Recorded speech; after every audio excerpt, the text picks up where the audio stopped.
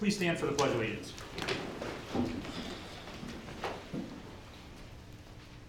I pledge allegiance to the flag of the United States of America and to the republic for which it stands, one nation, under God, indivisible, with liberty and justice for all.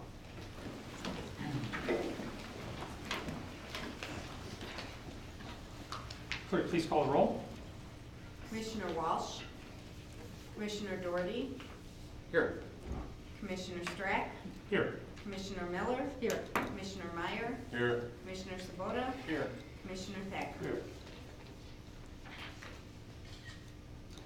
If there's anyone here in the gallery tonight that would like to speak on a non-agenda item, something that is not on tonight's agenda, please step to the podium. Seeing no movement, I will close the public input portion. This time I'd like to look to our commissioners for consideration of the August 16th regular meeting notes. If there's no changes or revisions to those notes, I'd be looking for a motion. Mr. Sabota. Second. Ms. Miller on seconds. Clerk, please call the roll. Commissioner Doherty, Abstain. Commissioner Strack, Abstain. Commissioner Miller, Yes. Commissioner Meyer, Yes. Commissioner Sabota, Yes. Commissioner Thacker. Yes. Motion carried. Next item would be the August 31st of 2017 special meeting notes. I'm also looking for any revisions or changes in those, and if not, be looking for a motion for those as well. So moved. Miller on a first, do I have a second? Mr. Thacker on a second. Clerk, please call the roll. Commissioner Sabota, Yes. Commissioner Meyer, Yes. Commissioner Miller, Yes. Commissioner Strack, Yes. Commissioner Doherty, Yes.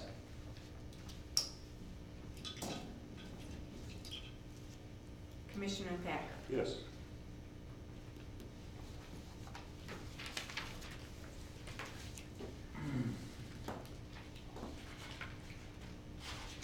At this time, I'd like to open file Z915. The applicant is Chad and Jennifer Mahavik, 3113 West Lorient Drive in McHenry. The requested action is an assembly use along with a minor retail operation and any other variances required to operate a teen center similar to use on the subject property. The subject property is located at 4105 West Crystal Lake Road here in McHenry. I do have the affidavit of public notice requirements, the publication from the Northwest Herald, along with the return receipts for the certified mail. Thank you, Doug. Please raise your right hand. You swear to tell the truth, the whole truth, nothing but the truth, so help you God. Yes. Please state your name and address for the record. Jenny Mahavik, 3113 West Lorient Drive, McHenry. Great. Chad Mahavik, same address. Thank you, Chad. Please tell us why you're here tonight. All right. Well, first of all, I'd like to thank the number of people for having us here tonight. First, Chairman Strack and the Planning and Zoning Board for coming out and hearing what we have to say, first of all. Secondly, I'd like to thank Doug Martin and Dora people for helping guide us through the process. Very helpful in making all this happen, and couldn't thank them enough for all of their help. Third, I'd like to thank the adult volunteers that are going to be helping us with this venture, many of whom are here tonight to support us, and some who couldn't make it here tonight. But it's going to take a team to make this thing work, and we appreciate all their support. And finally, I would like to thank the student leaders that we have that are going to be integral to helping us run this center. And just since you're here, I guess the students that are here to just briefly stand and just thank you for coming out. These are the cream of the crop. Thanks, guys. The cream of the crop and student mentorship and leadership is going to be an integral part of our venture. So what this is, we're going to be Ignite Teen Center is what we are. It's an Illinois nonprofit corporation, a 501c3 nonprofit status with the Internal Revenue Service. It's going to be an all-volunteer organization. No one's going to be paid for their work there. So it's going to rely completely on volunteers. All income will be based on donations and community support. As we'll explain, the retail portion of the center is to help offset some of the operating costs, and that's the purpose of that request. As you saw in the packet, and I want to read the whole thing, we gave a narrative that's fairly lengthy, but I would just like to say that the purpose of Ignite Teen Center is to provide a safe and positive environment for students 6th through 12th grade to explore their interests, discover their potential, and develop their life purpose by having adult mentors engage and mentor teens through free, high-quality programs. So we will offer free programs and events during after-school hours and select evenings and weekends. We will design all programs to meet the needs and interests of students in McHenry and the surrounding communities, and we are committed to encouraging and empowering students in a highly supervised, safe, and positive environment. And so that's what we're about. The property that we've targeted for our use is 4105 West Crystal Lake Road for a number of reasons. This is basically the hard corner of Main Street and Crystal Lake Road in McHenry in the downtown area. It is a downtown area that could use perhaps some revitalization, but for us, the purpose of that location is because it's centrally located between East Campus and West Campus in town, so students will be able to access the center. We're going to speak with District 15 about their middle school students and getting them there, and it's more or less centrally located between McHenry Middle School and Parkland Middle School as well. So for us, it's a good location. We think the location and the operation would be good for the community as well. It's an asset to the community and an asset for the downtown area. At least that's how we feel. We don't think it's going to be disruptive to the downtown area or the surrounding uses. So the surrounding properties to the north is Commercial 5, C5. To the south is RS4, the east is I1, and the west is C5. And we think a use like this would not be disruptive to any of the surrounding businesses or owners. The property itself it's a space consisting of 4,880 square feet of mainly open space on 2 floors. It's an open area. It works very well for us. It's a very nice building. It's a building that's been vacant for some time, but it suits our needs perfectly. And so our timeline with this is that we're hoping to obtain approval tonight, go to the City Council in October, hopefully obtain approval there, and then to have the landlord of the property, who's been very helpful in working with us at that location to do some work that he's agreed to do. Been very helpful in working with us, perform some work, get in there and do some work of our own, and hopefully begin operations in November or December. So that's what we're hoping for. The rest of the information about what we're about and what we intend to do is contained in the packet that you received. And so we would respectfully ask that the Planning and Zoning Commission recommend approval for the use variance in our application at this location in order to operate Ignite Teen Center. And so we'd be happy to answer any questions that you might have. Great, thank you. Staff, give us your report. Thank you, Mr. Chairman. The requested action before you is a use variance from the zoning ordinance to allow an assembly use for a public-private event gathering space along with an approximately 700 square foot retail operation in conjunction with Ignite Teen Center. And I just want to say the petitioners have been a pleasure to work with, and the narrative really says the whole story. So I'm just kind of reiterating the technical staff report, and it's a very comprehensive narrative, and it's extremely impressive if you read it, and they've done a lot of research and preparation. The property's zoned I1 industrial. It's kind of a mixture of several different land uses within the building and within the surrounding area. And it's almost, and I didn't measure this, but it's got to be almost equidistant between East and West High School. The building itself has an attorney's office, insurance office, counseling office, a couple other uses. The applicant is proposing to locate actually the historic old flour mill building, which it really, if you look at a picture from when it was constructed, hasn't really changed much from that time period. They will use 2 levels of that building, which was constructed around the turn of the 20th century. The assembly uses are typically they're conditional uses in every district, except I1 which is industrial. This is a older industrial district around the railroad. It's been slow to redevelop. The train service is not there yet. And this is something that really will help this area. It will bring people down there. It will attract people. Plus, it provides a service to the community. So it really fills a lot of needs, and it also complements business. I think it will help businesses because people who go there will use the businesses, and it adds an element of activity, if you will. So an assembly use could be anything from a church or an auditorium, a stadium where people gather. And they're typically conditional uses, but in I-1, they're not listed, so therefore a use variance is required.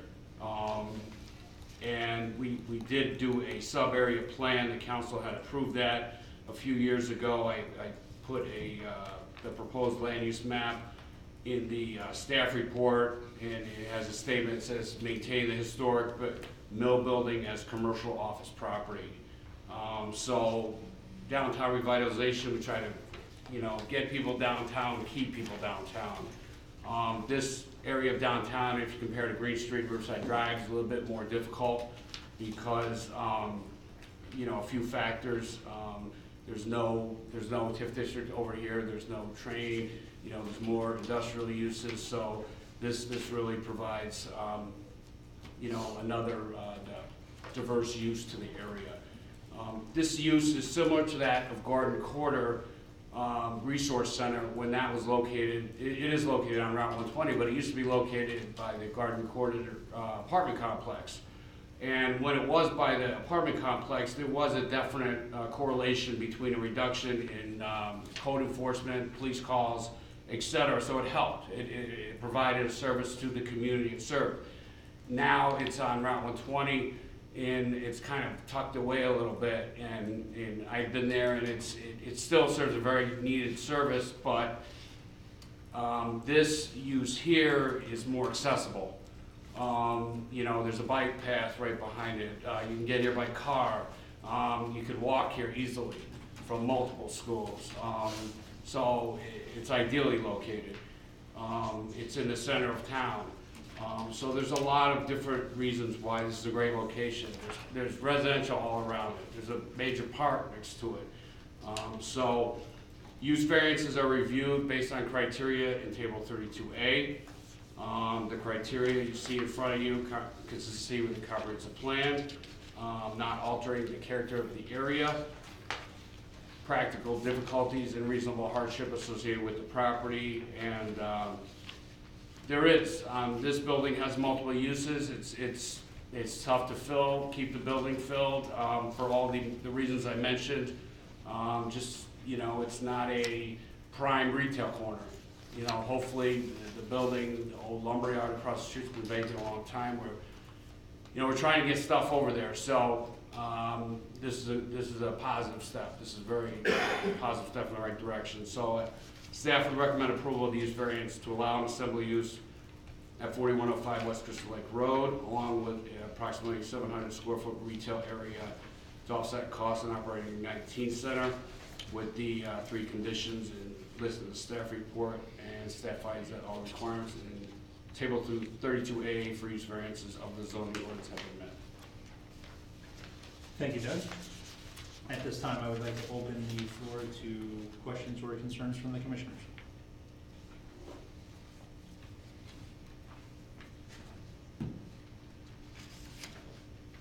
So would that be 100% of the building would be rented out if you guys move into this? The building is more of a complex over there, so the building is sort of separated between the counseling office, which is not connected to the main building. There's a main building which has sort of an annex to that, and then there's a causeway or a indoor walkway to another building. So it's sort of a complex over there, but the answer is yes. Once we would be taking the entire vacant space that's over there.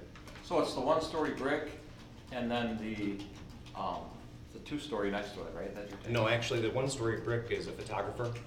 Oh, okay. The 2-story brick is what we're taking, and then the area just north of that, which used to be Senator Altos, campaign Okay. office. That's what, it's not brick part would be the, what we're trying to make into the bookstore. Wonderful. Yep. So your entrance would be off of Crystal Lake Road? There's The two main- entrances. The main entrance? there? Yeah, the main entrance would be off Crystal Lake Road, and there's an entrance in the back of the property as well on the east side. And just to clarify, this is a very unique shaped property. There is, part of it is parking, which you access off of Main Street, and part of it you can access off of Mill Street, and Crystal Lake Road. So, it's a little bit unique in that respect, so you can walk to it, drive to it, et cetera.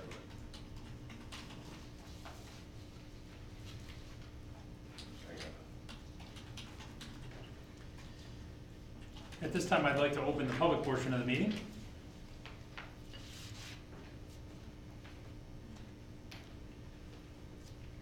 Anyone who's signed in, please step to the podium.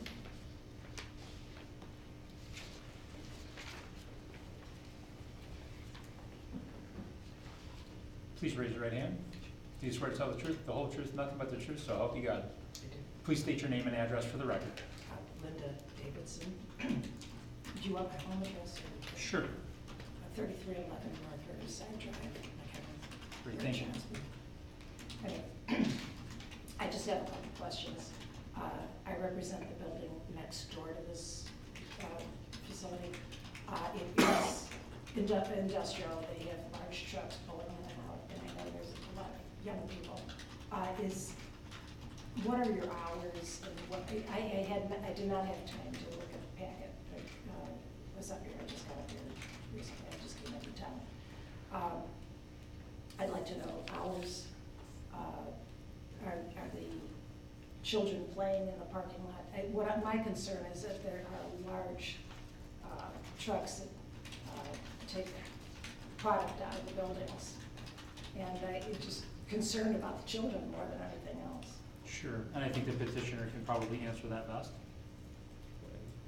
Go ahead. All right, then. Our hours, we're contemplating right now would be after school hours, so from 2:30 to 6 p.m. would be our main hours. We would do select evenings and weekend activities as well, but we don't know what that looks like just yet, but those would be non-business hours. So generally mornings and things like that would not? No, because the students would be in school at that time, so. What about summertime? Summertime, we'd probably expand those hours, but we don't know that yet, exactly what. Would children be playing in the parking lots? No, No. not at all. Okay, nothing No. into the parking lot? Because Whispering Oaks Park is right across the street from there, so if we were gonna do anything outside, we would just walk across and do anything outside in the park, which is another reason why we really like this space. Okay.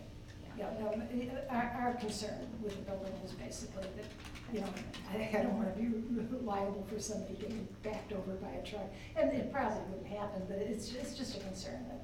Sure. Well, Absolutely. and then there's a barrier between that property and this one where cars can't slip through. Okay. The students would be accessing the site, most likely down Main Street using that sidewalk and then coming in or parking in the parking lot there and walking in. They might come down the Prairie Path that's next door as well, but I don't think they'll be cutting through the industrial property. You mentioned two buildings. The big white building is the main one? Well, yeah, it's a little confusing. So I guess there's really three separate buildings over there. There's the counseling office, which is one building. That's not really connected to the main building. The main building contains a photographer in the one-story brick area. Okay. Then the two-story brick building is what we're occupying. North of that is a one-story white, well, It's got a big it's green. the tall part, Yeah. okay, but it's really a one-story building there. And then there's You this, will not be occupying that? we would be, the brick, two-story brick building and the small area just to the north of that spot. Okay. Yeah, but not the two-story white building that's to the north of that. That's an attorney's Yes. office. It's a little confusing. It is. Would you like to see a picture Yes, of it? please.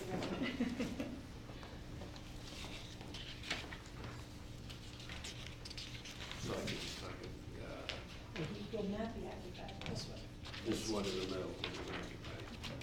This, And the two-story brick. And it's the one story here, okay, this, okay, so and this is. This one one. Yeah, so this tall one Yeah. and then this one. And then Like this, okay, so, No, this one right here. This, Not that's this. not this. Okay, so this is facing that street. No. Yeah. Yep. Yes, and then this is just like blacktop. Okay, so you're gonna, these two Mhm. are Crystal Lake. Yes. Yes. Okay, 'cause, yeah. Because the industrial is back here, so there is kind of like rocks and things that they really won't be able to go over the island, but we can make that. Does that make sense? Which Yeah. client, which business? We're at 4025 Main Street, which is Goldie's now. Oh, so, okay, so, yeah, you're to the east of this, so Yes. there's the parking lot in between. Right. So their main part is directly adjacent to the sidewalk, which is directly adjacent to Crystal Lake Road. Okay. So you're across the parking lot, basically. Right, So- right. Yeah, but as I say, the trucks go in and they back in and pull into that loading dock and things like that. That's what I'm thinking, that, There's a condition in there that Yes. the activities have to be indoors. Indoors. Unless they get it, you can take that if you yeah, want. the strange thing about it is that in that parking lot, our lot there's a parking lot Yes. here, but our lot goes in like this. Yes. There's that angle in there. Yes. And that's what I'm more concerned about it Yeah. than anything is, Yeah. it's just a hazard or danger to. We're gonna have you step back to the podium because we have the mic on. I'm sorry. You can, no, that's okay. You can take that if you'd like the, I can have that? Yeah, sure, you can have it. absolutely. Yeah, I think the parking lot's mainly just gonna be used for parking cars, for people that go in and out. It's not really gonna be used for recreation. Everything's outdoors is gonna be off-site, is that correct? Yes. Correct. Yes. I think that was more our main concern than anything, because as I say, again, being industrial right next door, it's a little disconcerting having kids around and all that. Okay, thank you. Thank you. Anyone else like to speak on this matter? If you have, please sign in and then step to the podium.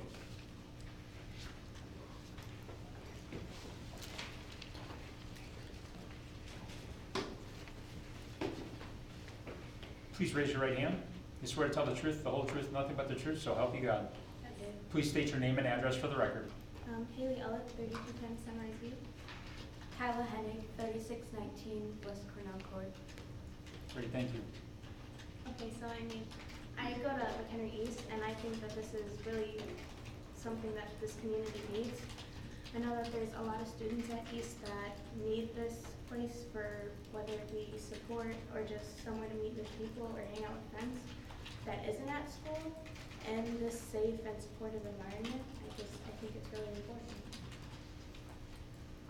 I think that it's important because we will be with kids from younger to older, and it's kind of going to be good to learn those life lessons that we need to know for future reference, and to get to work with kids younger and older will really help us get that experience. So when comes school time or come outside of school, for instance, you really get like that real true experience of working with other kids.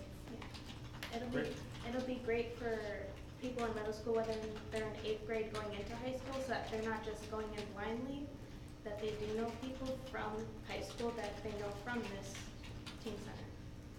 Great, thank you so much. Anyone else from the public that's signed in would like to speak?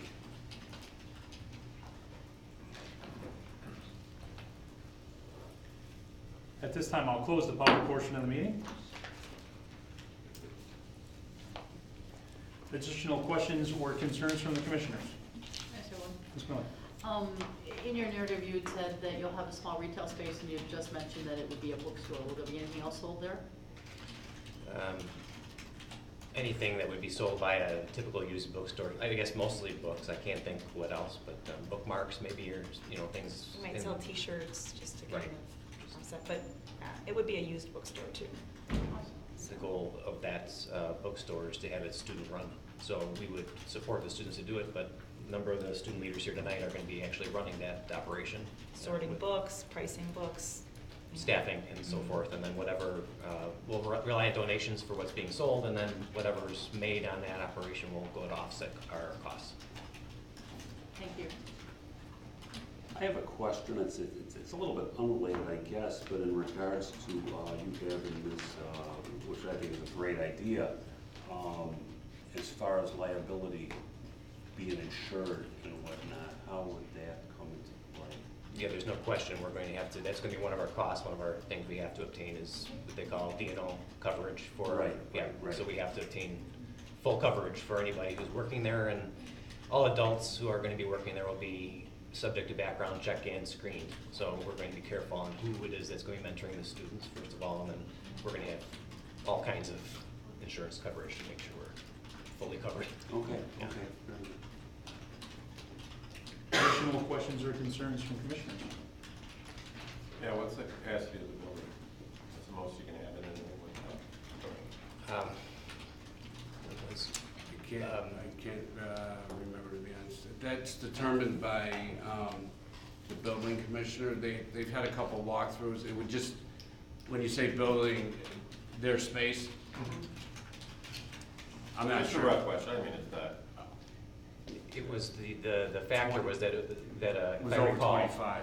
yeah, well, on the top floor, in order not to have to put a sprinkler system in, the top floor has to be limited to, I thought it was 25 or 30 or something people at any one time on that floor. That's what I recall, but I don't remember the capacity of the whole space.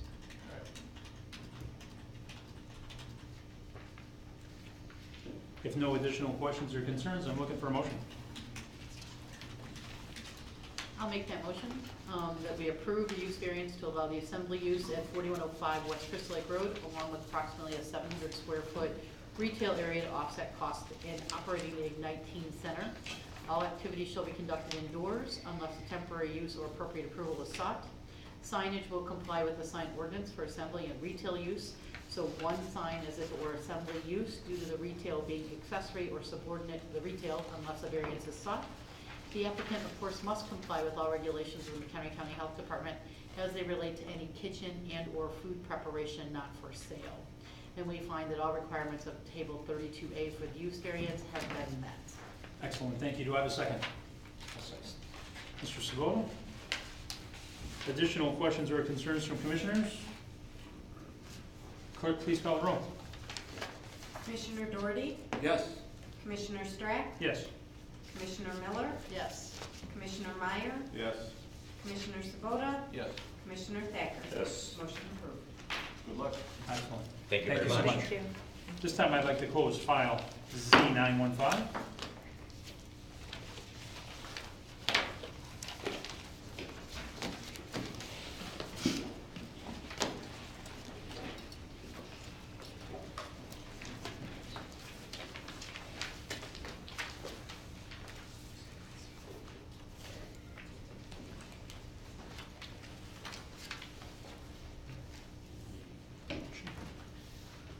At this time, I'd like to introduce item number 7 on the agenda, review of the proposed process of updating the existing and future land use maps, comprehensive plan, zoning ordinance, and subdivision control and development ordinance.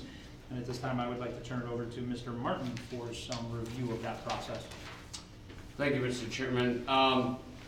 The city's comprehensive plan, future land use map, existing land use map, zoning map, et cetera,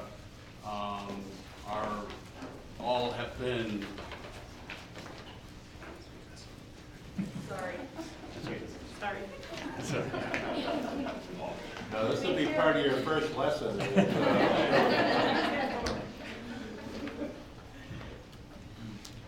Thank you. Thank you.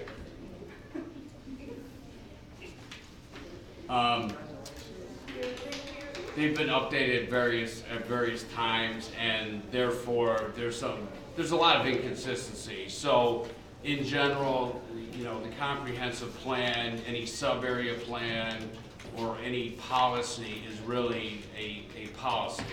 And the zoning ordinance, the subdivision control and development ordinance, the stormwater ordinance, those are the regulatory means by which those policies are implemented. And the maps, the zoning map is also a regulatory document. The future land use map is a policy, which is a map, but also a policy which goes along with the comprehensive plan document. So they are related and should work together, sort of symbiotically. And right now, they've been updated at various points, so they're somewhat inconsistent, which can be problematic, especially if, someone ever challenges you on something, not, you know, saying you're not being consistent with your comprehensive plan, you know, you should follow your comprehensive plan. I'm sure, you know, we have the standards of our zoning ordinance we reference every time. So we've talked about updating our comprehensive plan. We have to, by state statute, update the zoning map every year, but that's simply for what happened the previous year.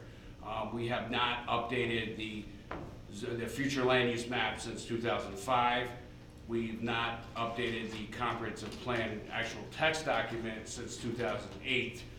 And in terms of the regulatory documents, the subdivision ordinance is probably the one that is the most in need of update. That was in 2004. However, since that time, the county stormwater ordinance, which we are mandated to follow as a floor, has been updated. So, but it is inconsistent with some of our subdivision ordinance, which also contains stormwater regulations. So you can see that there's a lot of different areas that need to be addressed. So what I tried to do in this first introductory memo is kind of say, these are kind of the major documents, these are what needs to happen, and this is how they all relate. This is a lot of information, and these are a lot of documents, and you know, this takes a while. But sometimes, you know, like tonight, we have one case on the agenda, so we can, you know, begin this process, and you know, we can continue this process. I think, you know, if we have a full caseload, we don't have to put it on. But I think that the important thing is that we keep continuing on, because these documents need to be updated, they need to be consistent. So on the second page of the staff report, I've outlined a series of bullet points, kind of in order of what I think we should do first through, you know, the number of bullet points. And you know, the first thing is review the existing and future land use maps and the zoning map. And what's the existing land use map and the zoning map should be somewhat consistent.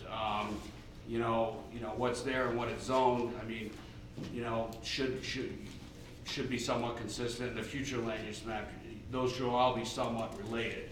So we should look at those. And then you can go down the line. So I'm not suggesting that this all be done in some specific time period. That would be not feasible. But if we don't start at any point, you know, it won't be done. So this is kind of the overview. And then what I handed out tonight is kind of a strategy slash, you know, marketing participation of the public. So any public or any planning process should involve the public. And you know, if we're going to update our comprehensive plan, which is really the vision of what the city should be in the future, what it is now, but moving forward, what it should be in the future, you know, we have to look at when it was updated last and what's changed since that time. What are the major things that have changed? So that statement at the top is a grassroots community-wide planning effort. The future of our community is being planned now. Get involved. Hashtag McHenry matters. So that is what I'm proposing as kind of, that's what we use as, this is what we're doing now. That's our tagline going forward. Let's try to get the public involved. We have to, by statute, you know, follow a public process when we update the comprehensive plan. I guess what I'm suggesting is, since we're going to start now, moving forward, let's, of course it has to be on the agenda as a public item, but let's just advertise it, let's get it out there, let's be consistent about the same thing and what we're saying, because it all relates to what we're doing. And then following that are really what I thought are the major things which relate to all these documents. And then just for the audience's sake, I'll read the 5 major headlines, which I think are kind of things that have kind of take place today and will govern our future. The first is a global overview, regional placement, the new reality, new normal, whatever you want to call it. You know, under that, there's community engagement, there's climate change, energy, emerging technologies, water supply. These are all issues that have come up in the past. They'll continue to come up, but they have to be addressed. And when we update these documents, I'll provide more information on these topics as we move forward. But in the back of your mind, when we're updating, like say, the future land use map, you know, keep in the back of your mind, and if you have input after, by all means, we can add, subtract, but these are just suggestions. The second, demographic, socioeconomic, technology, and social media. You know, the first one is, and this is actually historic, the baby boomer generation is overtaken by millennials. This has not happened in a long time, and only recently happened. So this is a 24/7, 365 society. We need it now, we need it yesterday, and everything's on all the time. And that's kind of what our society is about a lot. And it's really a big aspect of what our society is. Changing demographics, big data, we can get more into that. They have things that control or can measure, can monitor, can censor. So people are consumed by data. The census is coming up, believe it or not. I was here the last time it happened. I can't believe it's almost happening again. Healthy and active communities, bike sharing like Zagster, Divvy, stuff like that. Land use and transportation is always a component of all this. You know, last time, if you look at our future land use map, we have a lot of low density residential, 1 to 4 units an acre. Is that realistic? I don't know. You know, future trends look at more people moving downtown, higher density, less ownership, more renting, autonomous cars, Uber, high-speed rail, Zipcar, transit. I mean, these are all things you probably read about.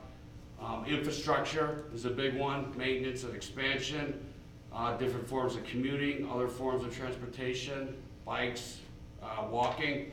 And then the last major one was housing and workforce and our shrinking, in quotes, global economy.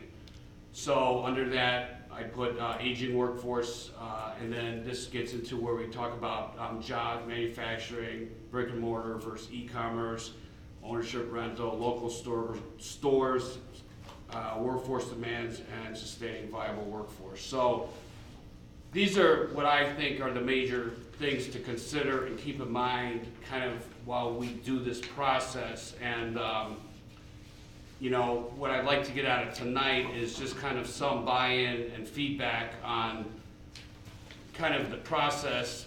I know it's a bit overwhelming, but I think we have to start somewhere, and we just have to keep going. And we just, if we go in pieces, we can get it done. But the one-page sheet I handed out tonight is kind of what I want to be consistent about the whole way. And I could definitely provide a lot of information on each of these and add to it. But again, we can email that and stuff like that. So I'll close and just ask for comments, questions, etc. Thank you, Doug.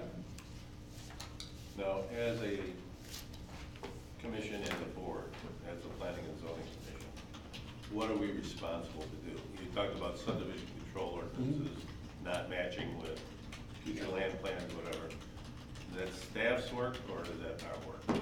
Both. I mean, do we have to approve this stuff? Yeah, I mean, you're gonna make recommendations on all this stuff to the city council. Okay, Council approval, but from us, From us. like normal. all right. Because I can see where that'd be a major problem if you got a subdivision Yeah. control ordinance that doesn't match with what your actual plan is. And the zoning ordinance, we have updated sections, but the problem is, if you update it too much piecemeal by piecemeal, then it starts to, you go, oh wait, this contradicts what I did before. So you're looking at going through the whole thing and saying, okay, this doesn't match, we'll put this Yeah, to this side, yeah. make a list of Start- this and that, yep. and do the whole thing at once and make sure everything works. yeah, basically, We'd like to bite off one piece at a time. yeah. So when we have a light agenda like this evening, right, we have one item on the agenda. Let's take a piece of whatever that next step is, review that here with us, maybe have that on the agenda, everybody reviews it, we come in with our questions, concerns, and then can at least start to assemble that for council and get that turned over. Well, what about when we have nothing on the agenda? Well, then come we'll- in and we'll do this as these, well? yeah, absolutely. Because winter's coming and things Right. get slow, Sure. it seemed to be a really perfect time to tackle some of this. Yeah, I mean, that's the goal for Doug and I's conversation, along with thankfully Mayor Jett and the rest of the staff, is everybody wants to see all of that get put together. And I don't think this, I haven't been around long enough for this commission. Butch can probably answer better than that. I mean, I think ultimately at the end of the day, that's what we should be doing. If we don't have anything on the agenda, we should be helping staff assemble that and move all of that forward. Staff's workload in this building and every other building and every other community, and we know what that's gonna be taxed like, and we're here to do that job. And when we don't have anything, we should still have a meeting, and we should tackle some of these items when we can. And when we have a light agenda, let's push some of those items on so that council can make those decisions as well. And that's, that's a good point, so, just an example, if we take the existing land use map and the zoning map, and you take it, just look at those maps, and you say, where doesn't it match? And we can go section by section and divide the city into quadrants. We're not saying, let's look at each piece. We'll do it, systematically, but when we get past that, and we get into future land use map, we don't want to just look at the one map and say, we want to keep these kind of topics in mind of, since we updated our map the last time and our comprehensive plan and policies, what's changed basically in the world that we want to take into consideration and in this area. And that's kind of why I put this list together, to kind of make you think, and then as we go forward, we'll provide you more information to keep making you thinking. Yeah, it's gonna be tough to make us think, Yeah, well, some, yes. Some better yes, than yeah, others. yeah. What's the most problematic? Large pieces of land or the smaller ones, or what parts of the town?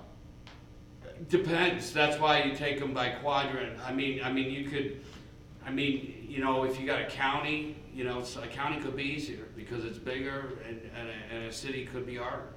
I mean, you could go so far as to take it and look at soil conditions. I mean, I'm not suggesting we go to that level. I think we, in terms of the town, we kind of, if I had to say, split it into 4 areas, just cut it into 4 sections. And just look at this area in terms of what's a good, in planning, like a road is a good geographic barrier, or a railroad, something that separates a neighborhood or a commercial area, and then go from there. So we want to make logical breaks. We don't want to just say, let's look at this area. And then once that's all done, that's when you get into sub-area plans and get in the, so this is kind of the 20,000 the 20,000 foot level. The sub-area plan is like the 2,000 foot level. So we'll start at the top, look at our existing land use maps now, look at what that future land use map looks like, and try to identify what we need to really be looking at. I think Doug's point in cutting the city into 4 sections is gonna make it easier for us to break those down a little bit and not have to look at the city as a whole at one piece. But I think this is something that we should be able to knock out in a relatively good pace, knowing that, as Mr. Sabota said, we're gonna have lighter things come to the agenda during the winter months. It's a perfect thing for us to just, and even if we set a limit to say, all right, we're gonna meet on these items and we're only gonna do it for 2 hours. We're gonna max out our meeting at 2 hours, or whatever that case may be. We're gonna work on those items and keep moving them forward. And I'll give you one example, North Richmond Road. If you look at our zoning map, it's zone C5 highway commercial. You look at our future land use plan, it's BP business park.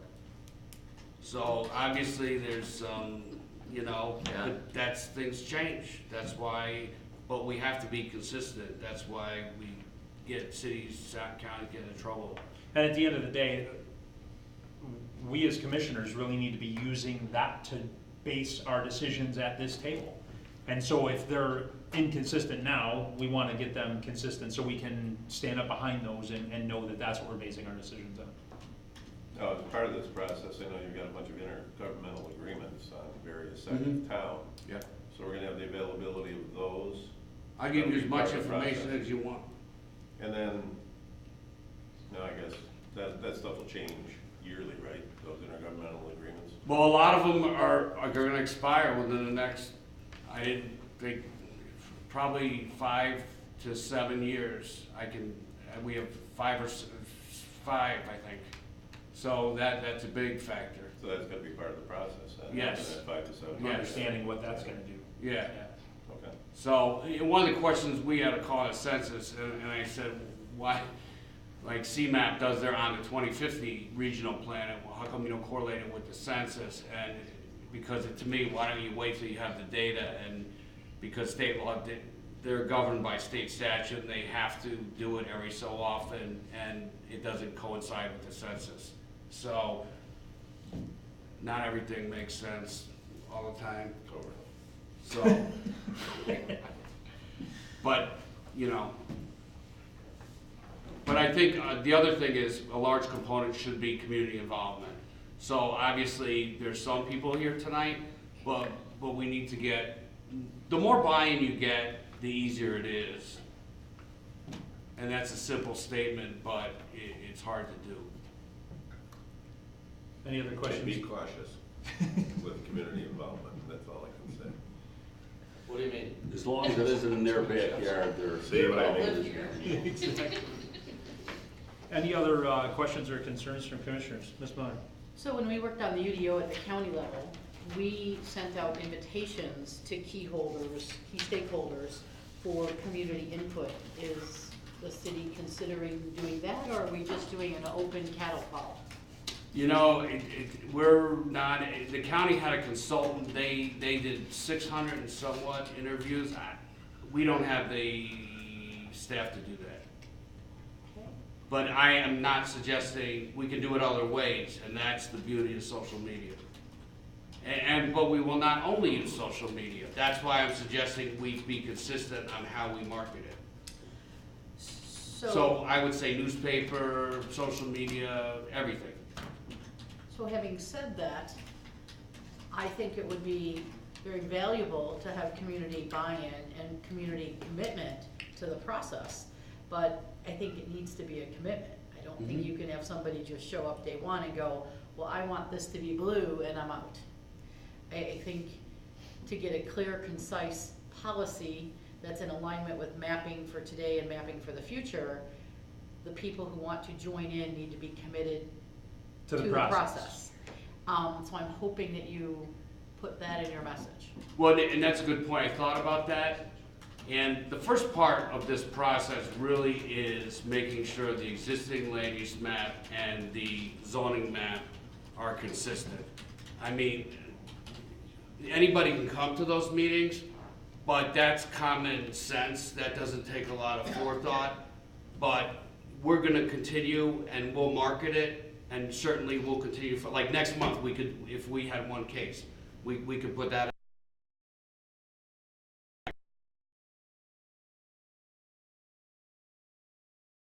land use map. That's when we really, I hear you. I think Sue's point is well taken, though. You can't have people show up to one and then bail out of the process. I think that if you open it up to people can just show up and make their comment and go home, it's going to be a little bit dicey if we run it that way. I think there has to be some level of commitment from the public to come in and join that process, and maybe we break that into some smaller pieces where we do, you know, if we're going to talk about future land use map, we get some public input on that, but for that piece, and then we look for some different public input for the next piece. Or those same people want to apply to come into that, that's great as well. I don't know that a mass marketing plan for anyone and their brother to show up and give public input on that direct of a thing is going to work well. And I think we'll have people, if this is going to be on our agenda, we'll have people show up that don't understand the process. But I also think we have talented individuals inside of our community that are not part of our process that could lend enormous help in this arena. We have engineers, we have city planners that live here, we have people that live in this community that don't participate that could just be valuable. So we have to reach them, but they gotta be the whole hall, not just one stop. I agree with Sean. I think different parts of the process are going to require different levels. And I mean, to say that from beginning to end, you're going to be involved in all this, I think it has to be broken up. it's going to be. I agree, but I think, again, I don't want it to become, and Butch is in agreement down there, I can see it. Yes, I am. We don't want 5 million people here saying one thing and then out the door. I think it needs to be a focused effort, broken down, Right. because everybody's gonna have their own input, but it can't be just hodgepodge or we're gonna end up with a Band-Aid mess. Well, and this is kind of a hodgepodge only because this is the first overview. Like if I said, let's comment on this, this could be a free-for-all. Oh, I agree. I think that's where Butch is going. And that's, I hear you on that one. I mean, I think that and if it's published the right way and this is the piece we're working on, and if you're from the public and you'd like to come and work on this piece, then that's great, this is when it's going to be. And I love the marketing campaign, I love the idea behind rallying the community to do it. I just think that what everybody said thus far is definitely, we just have to be careful with that. Absolutely. I think the bullet points are perfect. Yeah. This is what we're gonna do at this meeting. This is what we're gonna do at that meeting. With this in mind, this is our focus. Yeah. And I think